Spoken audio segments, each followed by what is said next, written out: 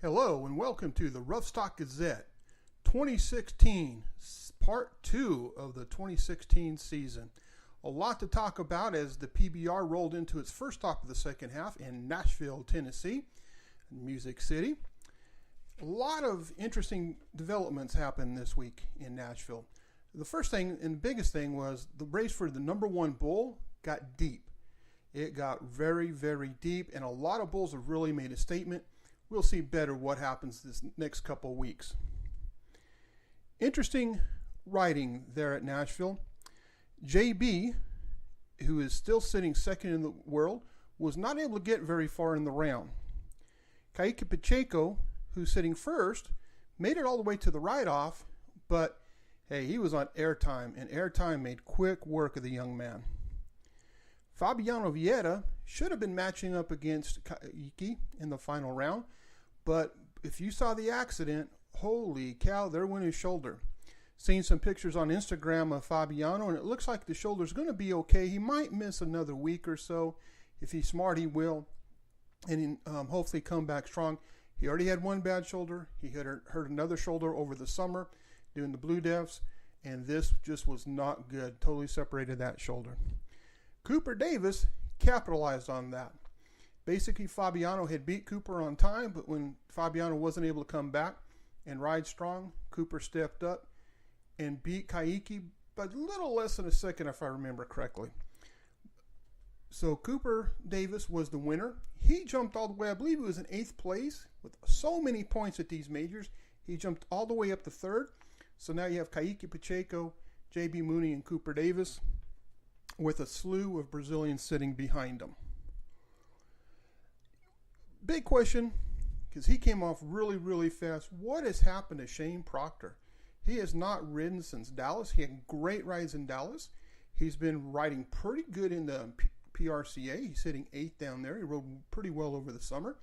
Not enough to really crack that top 5 in the PRCA, but he still rode enough to get into the standings. But he has been dead in the water in the PBRs.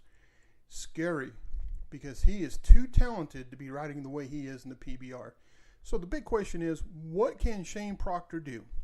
What can Shane Proctor change in his mindset, in his health, or whatever it takes to start moving back up that ladder and start making a run at it? Right now, he's sitting at 8th in the PBR as well, but he's the one falling pretty rapidly, and he needs to do something desperately to stay on tour, I'm afraid, at this point. I mean, he's got enough points. He should make finals, but will he make it in the top 10 or in the bottom 20? That's a huge question right now, the way he's riding. Mike Lee still hanging around. He's number 10. He's not going anyplace. He doesn't seem to budge. I know he doesn't like being number 10, but boy, this number 10 sure likes him.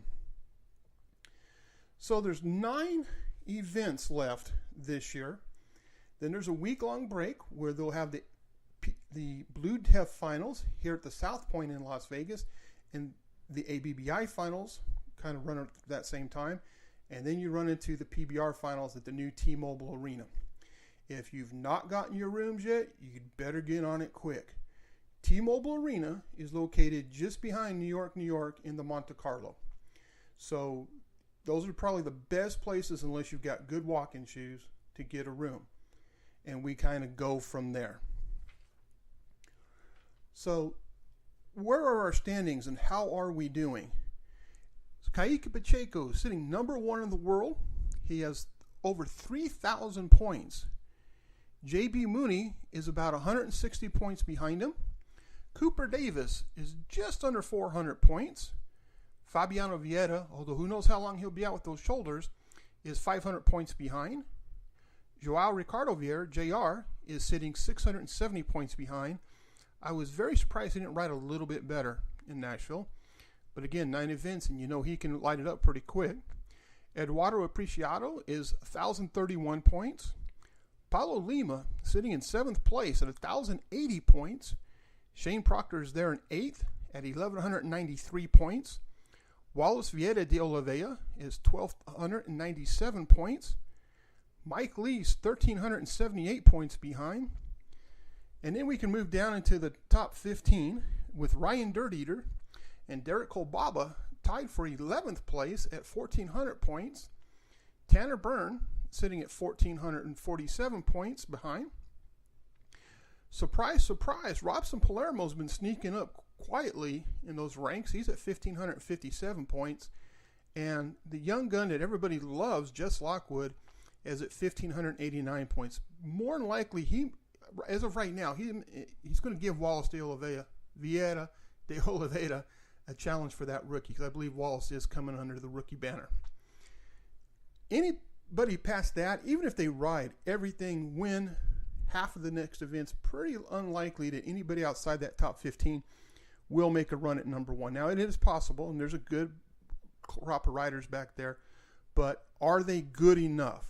And the way these top guys are riding, who knows?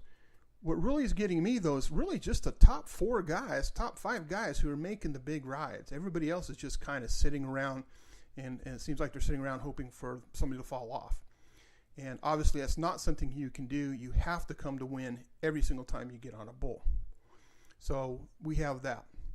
As you go into Tulsa, you know Tulsa's always stacked with really good bulls. What are these guys going to be able to do? We do not know. So this could get really, really interesting really, really quick. I'm going to jump over to the PRCA standings. And a lot different when you look at the money in the PRCA standings. Number one in PRCA, Sage Kimsey. He is sitting at $144,000. He's likely to win a gold buckle this year because he's so far ahead of Joe Frost. The question is, when will Sage Kimsey, or will Sage Kimsey, come to the PBR? Or is he just going to hang and rattle in the PRCA and get as many gold buckles as he can? In the PRCA, you got Sage Kimsey sitting at number one, $144,000. Joe Frost from Randall, Utah, sitting at $92,000. Jeff Askey from Athens, Texas, he's sitting at $91,000. Our good friend, the Roughstock Gazette and Double P Tack, a young man we've watched ride forever, and I'm so happy to see him in this position. Scotty Knapp sitting in 4th place, $86,000. Go Scotty. Roscoe Jarbo is sitting in 5th at $81,000. Brendan Elred, Cody Rostocki are sitting in 6th and 7th. Shane Proctor in 8th place in the PRCA with $69,000. Garrett Smith at $69,000 as well. And Tyler Smith from Fruita, Colorado, and they are not related as far as I know, is sitting in 10th place at $65,000. World champion Cody Till is back in 12th place, so he may make it. And then you have a few other people down there who have come and gone through the standings, and you never really know. However, PBR young gun Derek Kolbaba is starting at 28th place at $38,000. For those of you who don't know, that's just a couple good rides, and you can turn that up real quick. Lon Danley, another young New Mexican we've seen since he was a little kid, is sitting in 31st place. He was up there in the standings. He probably won't make it, but hey, he's making a good effort still. And then Joseph McConnell from Bloomfield, New Mexico, is sitting 28th. Again, a young guy we watched for a long time, and we're hoping he does a lot better. So that's where we're at with the standings this year. And we're hoping for a great end of the PBR. Of course, the PRCA is, got quite a few weeks quite a couple months actually, till it's done. So who knows where we're going to end up. I tell you every week, if you can make a show, please feel free to make it. And we hope you enjoy yourself. Finals, again, it's not in the same place. It's not at the Thomas and Mack. If you want to make it to finals, if you want to have a room, you're going to have to make it downtown on the Strip. Not downtown, but on the Strip. And I strongly suggest those reservations should have made a month ago. A lot of the hotels down there get pretty pricey. The parking has changed. They now charge for parking. Be warned. A lot of these places do not have outside parking as well. Be warned. If you're going to bring your truck or something else and you're going to come awful close to that 7-foot limit that they have, I strongly suggest you look over at Excalibur. A little bit of a stretch of the legs to get there. Make sure you got good walking shoes. Nice thing about it, though, lots of restaurants nearby. It's not one of those we have to hurry up and get someplace to eat or whatever. Come in in or going out. There's plenty of places to eat and catch cool beverages. This week we've tried a few different things. This is going to be our first one on YouTube. The boss said, if you catch me on the camera, I will kill you dead. I told her, don't worry about it. She doesn't trust me. Hey, so she gives you all her condolences for not being here. She didn't trust her son not to run the camera, so we'll see.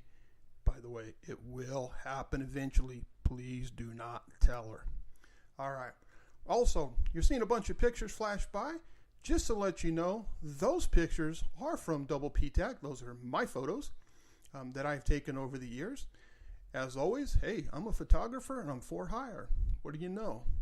But if you don't want to pay to have me travel out there to wherever you're at, I've got good connections throughout the countryside, some great photographers, and we can always get you somebody at your event to help you market that event, make that event number one. Because I'll tell you, there's nothing cheesier than seeing a poster for a rodeo that we know is going to be outside in the middle of summer, up in the mountains, and it has a picture of NFR and those yellow bucking chutes. That's silly. So please drop us a message here at the roughstock.com. Let us know what you think about the work we're doing. Drop me a message on Facebook at the roughstock.com, at Roughstock Gazette, roughstockgazette.com and the Roughstock Gazette on Facebook. Or check us out on Instagram at Rodeo Store. Hey, that's who I've been forever. And please let us know what you think about the work we're doing. And we hope you guys have a great day, and we hope to see you soon. See you down the road. Good day.